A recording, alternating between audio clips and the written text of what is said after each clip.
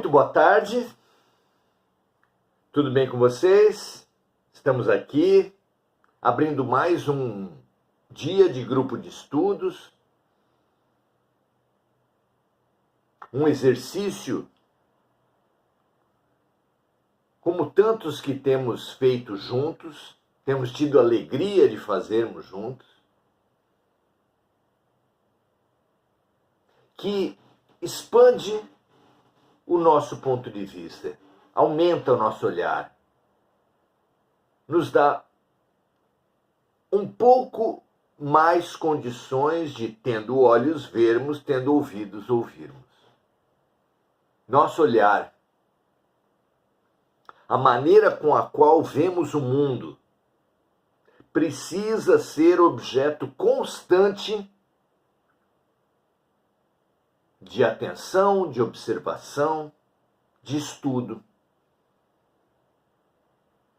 O autoconhecimento é receita de evolução espiritual há muito preconizada nos mais diversos pontos de vista, filosofias, religiões,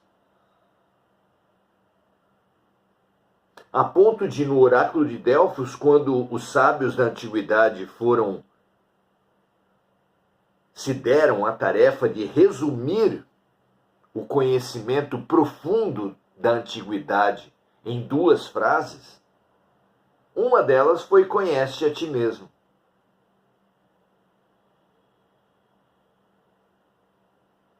Mais de 500 anos depois, quando Jesus veio à Terra, estruturando uma magnífica doutrina, escolheu, entre outras mensagens, o conhece-te a ti mesmo. O budismo já vinha propondo na mesma linha. Kardec, 1800 anos depois de Jesus, quando questionou os espíritos sobre uma fabulosa, uma imprescindível, uma necessária ferramenta de evolução espiritual, lhe foi respondido que um sábio da antiguidade já vos disse: conhece-te a ti mesmo.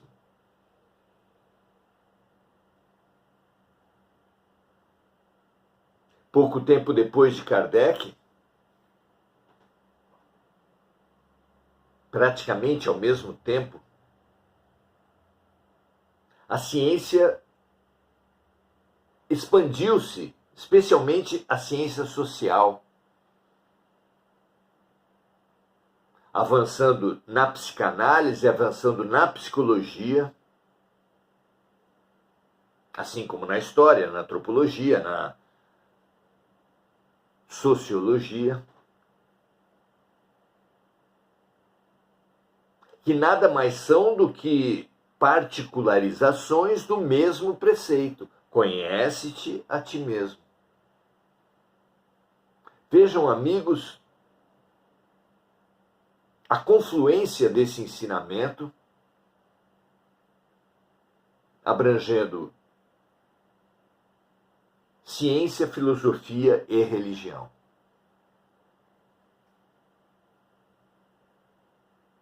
Pois em todas essas áreas, a humildade foi prescrita. Jesus, Buda, Sócrates, assim como João Batista, Francisco de Assis, Chico Xavier, Madre Teresa, Irmã Dulce, praticamente todos os luminares viveram em humildade. Sócrates estabeleceu como preceito básico da sua filosofia e, portanto, de toda a filosofia ocidental, o só sei que nada sei. Buda e Francisco de Assis deixaram posições de grande proeminência para viver como andarilhos, muito pobres, diante de pobres.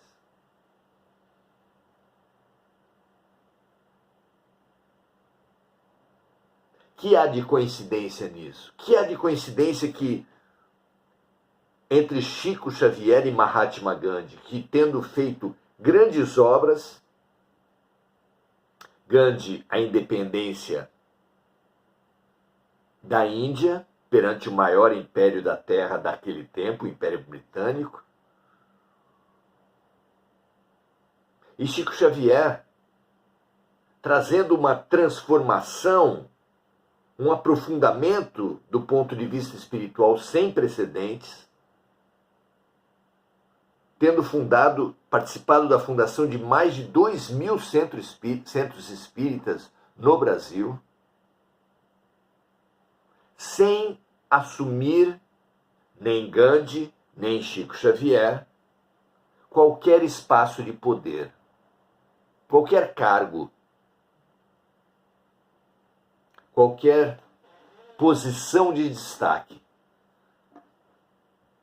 No Espiritismo, os espíritos de luz de alta envergadura, grandes filósofos, cientistas, médicos, resolveram se apresentar à humanidade do Brasil como pretos velhos. Escolheram a roupagem de pretos velhos. Por que será? O que é em comum entre a vida tão simples e pobre de Buda, Sócrates, Chico Xavier, João Batista, Jesus, que não tinha uma pedra onde recostar sua cabeça? Qual é o ponto de convergência de todos os luminares da história? Simplicidade e humildade, não é? É uma chave para a nossa vida. Só aquele que assume a sua incompletude se abre para o aprendizado. É claro, aquele que acha que já sabe tudo se fecha para o crescimento, para a expansão, para a vida. Vocês não veem assim? Os espíritos disseram que orgulho e egoísmo são a fonte de todos os males. Portanto, algo de extraordinário há na humildade e na simplicidade. Na prece de Cáritas, Cáritas nos ensina a pedir por todos, tudo por todos, de acordo com a sua necessidade. E no final, pede a simplicidade, atestando que a simplicidade é o espelho onde se há de refletir a imagem de Deus na criatura. Não é pouco. É realmente um fabuloso campo de convergência para todos os crescimentos psicológicos, filosóficos, espirituais, que nós constatemos e assumamos nossa pequenez. E para isso, dois pontos de vista, um ponto de vista e duas questões, dois aspectos, nos apresentam hoje no estudo desse fabuloso O Consolador e suas 411 perguntas e respostas dadas por Emmanuel, o guia espiritual de Chico Xavier. Hoje, aqui, nessas perguntas e respostas que estudaremos hoje, questões 72 e 73, deixa eu ver se eu não me engano. E me enganei, sim. Questões 71 e 72 nos são apresentadas a humildade em dois aspectos fundamentais da macrovisão. Na macrovisão, também somos convidados à humildade. Claro, Aquele que aprende algo, já se disse, é como o homem que sobe a montanha. Quanto mais se sobe, mais se vê o enorme caminho que se tem a alcançar. Quanto mais se sabe, só se sabe que nada se sabe, como o grande Sócrates.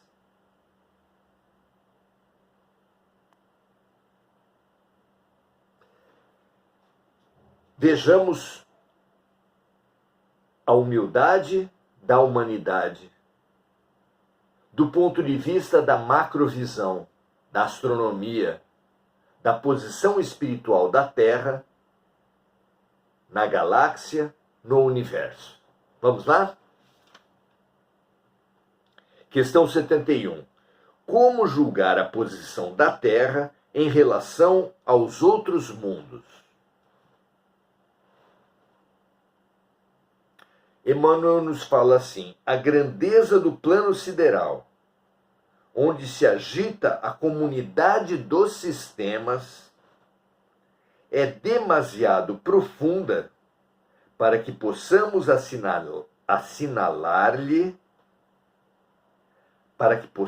assinar-lhe a definição com os mesquinhos formulários da Terra. Veja que as distâncias astronômicas, para medir as distâncias astronômicas, os cientistas abandonaram as unidades de medida usadas na Terra. O metro, o quilômetro, são excessivamente pequenos para se aquilatar a distância, as distâncias entre os astros. Um novo conceito, uma nova medida de distâncias foi proposta e é adotada até hoje. A quantidade de espaço, a quantidade de distância que é percorrida pelo raio de luz durante um ano. É o ano-luz. Um ano-luz é a quantidade é a distância percorrida pela luz no decorrer de um ano. Luz que viaja a uma velocidade enorme.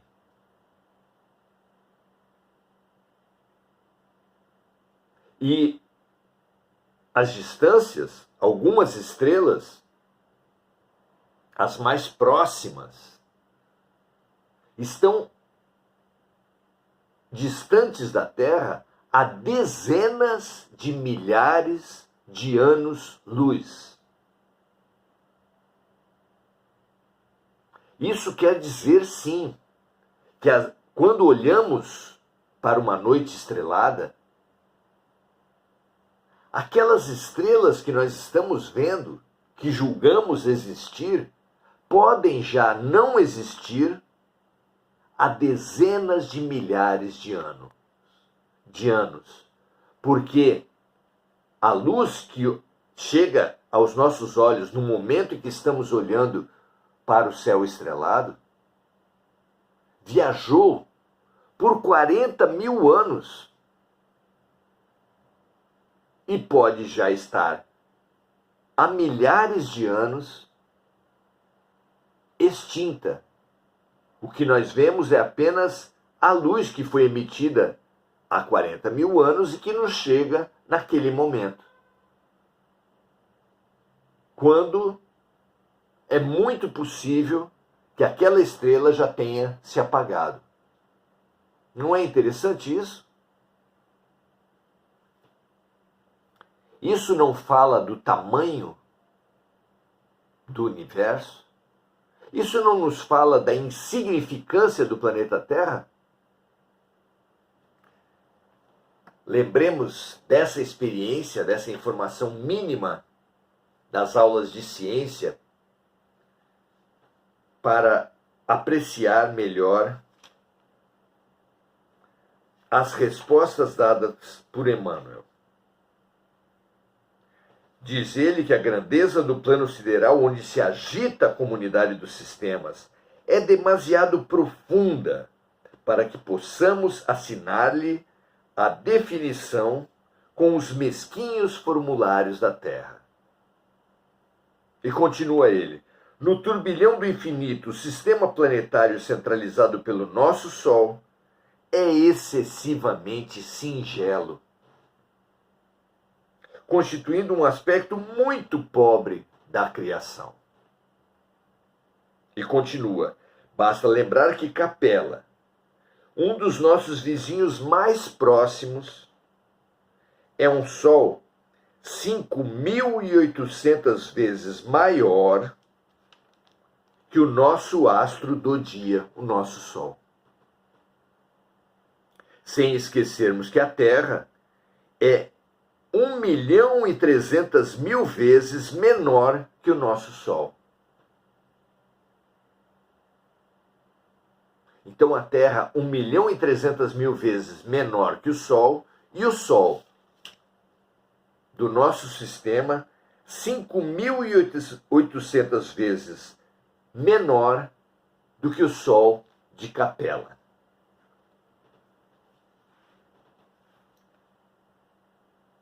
Outra medida que dá uma ordem de grandeza do universo é que na Via Láctea, a nossa galáxia, há cerca de 200 bilhões de sóis como o nosso Sol. E no universo conhecido, e eu friso aqui a palavra conhecido, porque quanto maior o instrumental de observação, mais galáxias se descobre.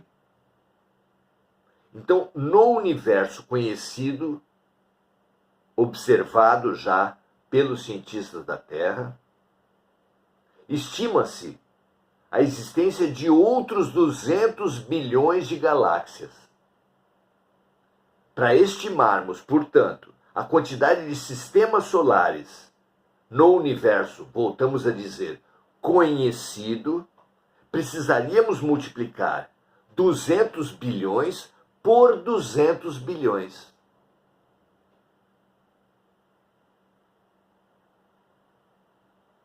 Poucos saberiam dizer a ordem de grandeza desse número que resultaria nessa multiplicação de fatores tão numerosos.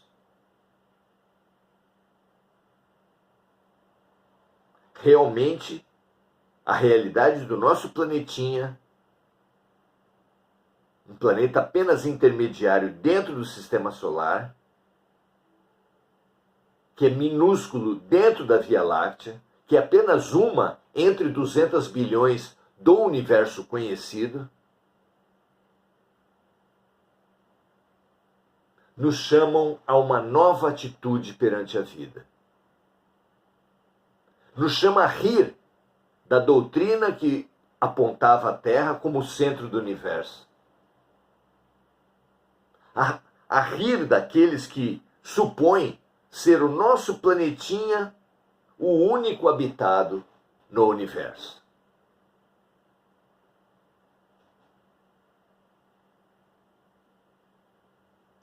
E continua Emmanuel, respondendo ainda a questão 71, que fala sobre a posição da Terra em relação aos outros mundos. Nessas cifras grandiosas, como as que citamos aqui, compreendemos a extensão da nossa humildade no universo.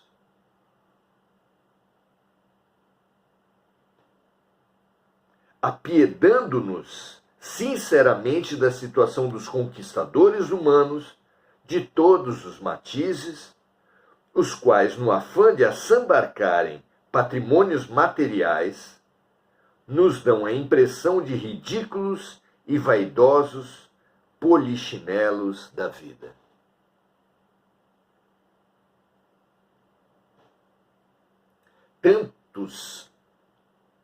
Tantas humanidades, tantos mundos, tantos quaquilhões de anos-luz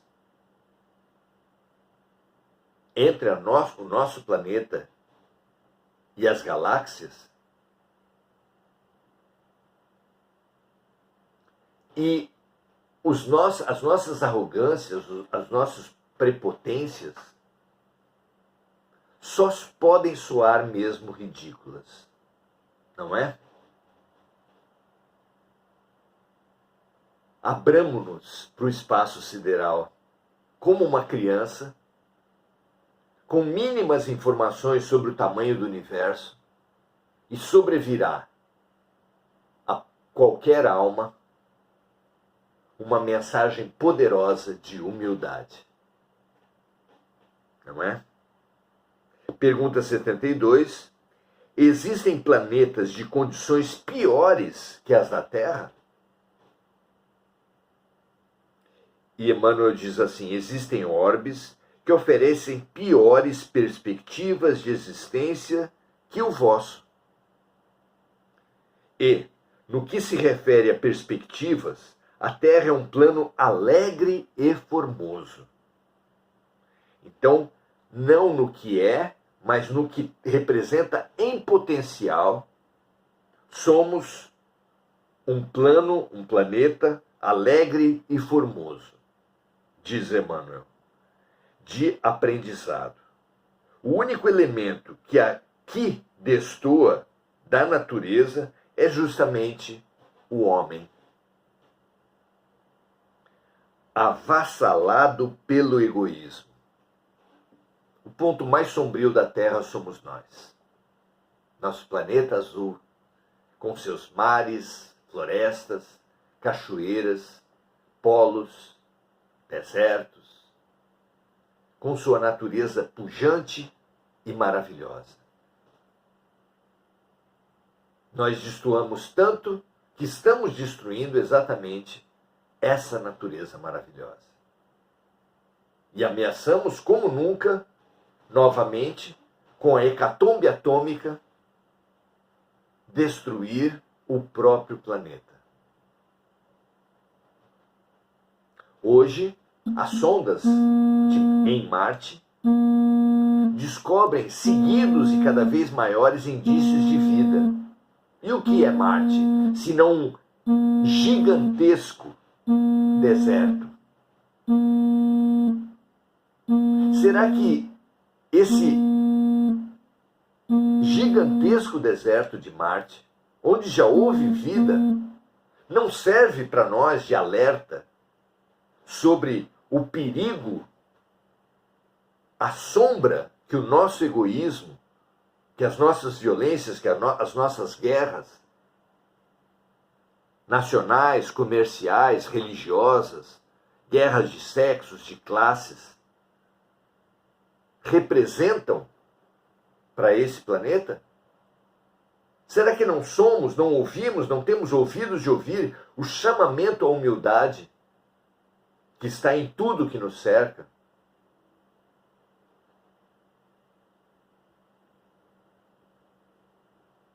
Termina Emmanuel dizendo assim: conhecemos planetas onde os seres que os povoam são obrigados a um esforço contínuo e penoso para aliciar os elementos essenciais à vida. Mede-se a primitividade de uma humanidade, de uma coletividade, pela quantidade de tempo que essa condição alcançada exige para a sobrevivência de cada um. Diz Emmanuel aqui que conhece planetas onde os seres que os povoam são obrigados a um esforço contínuo e penoso. Praticamente não param, dada a grande demanda por trabalho para poder viver, para aliciar os elementos essenciais da vida. outros planetas ainda, onde numerosas criaturas se encontram em doloroso degredo, os chamados planetas prisão, existem também por toda parte. Entretanto, no vosso, sem que haja qualquer sacrifício de vossa parte, tendes gratuitamente o céu azul, fontes fartas, abundância de oxigênio, árvores amigas, frutos e flores, cor e luz, em santas possibilidades de trabalho que o homem tem renegado em todos os tempos. Apesar de quase insignificante na matemática astronômica, nós, terráqueos, fomos aquinhoados com benefícios extremos,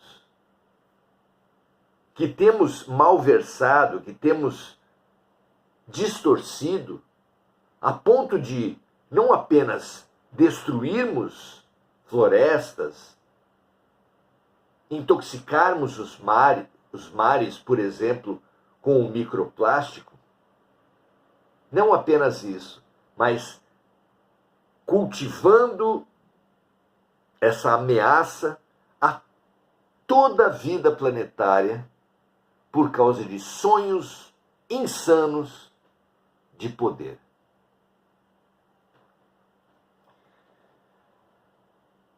Será que não acordamos ainda?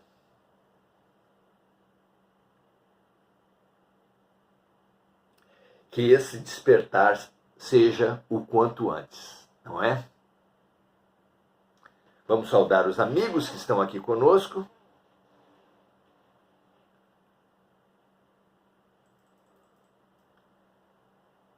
Maria Cardoso, muito boa noite. André Santos, boa noite. André Salvatore, boa noite. Marco Aurélio Trindade lembra um outro trecho da prece de Cáritas, dizendo: dai-nos a simplicidade e a razão. Coordena, na verdade não é um trecho da prece de Cáritas, é uma oração que ele, lembrando a prece, lança ao universo. Enir Cajazeira, dando seu graças a Deus, Eliane Laure também, seu boa noite, Adelaide Dias, Enir Cajazeira vibrando pela saúde do seu filho e através do afeto de Enir, do afeto que está em o coração de cada um dos que aqui integram esse grupo, nós transbordamos para toda a humanidade, para todos os animais, vegetais e minerais do nosso planeta. Lúcia Galvão também dando o seu boa noite. Ficamos muito felizes com a companhia de todos e convidamos todos vocês a estarmos juntos amanhã na continuidade desses nossos estudos. Muito feliz pela presença de cada um. Estimo que possam compartilhar e multiplicar os estudos aqui feitos e aguardo cada um de vocês amanhã para a continuidade dos nossos estudos. Paz e bem a todos e até amanhã.